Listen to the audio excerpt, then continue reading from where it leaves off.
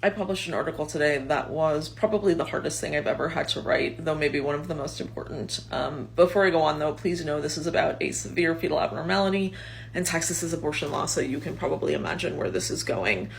And so if you want to skip ahead, totally understand. But if you can find it in you to bear witness to this, I do actually really think that this is important, that we are recognizing like what is happening to people who live in anti-choice states and the suffering that these laws are causing. There's no real way for me to soften the blow of how horrible this is. I interviewed a 21-year-old in Texas who was denied an abortion despite her fetus having no head.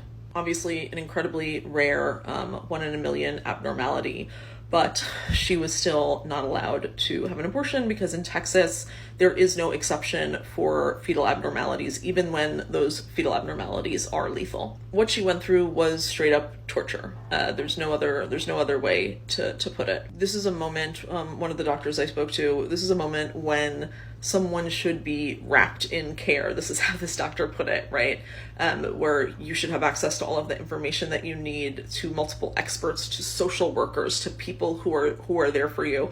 And instead she had to spend this really horrible, horrific time not only dealing with this really tragic news, but figuring out how she could get care that would potentially save her life, and how she could do it without being arrested. And so imagine going through all of this and then also having to be afraid, right? Being afraid of being criminalized, of being completely isolated, not having your friends and family to talk to about it because they're anti-abortion.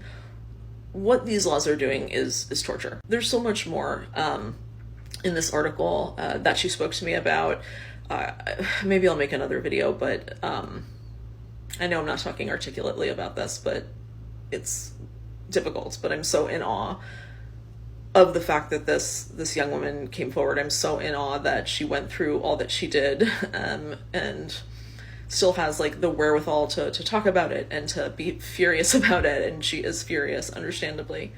And so if you can, take the time to read the article and know that this is happening all the time. The suffering that these bans are causing is inhumane.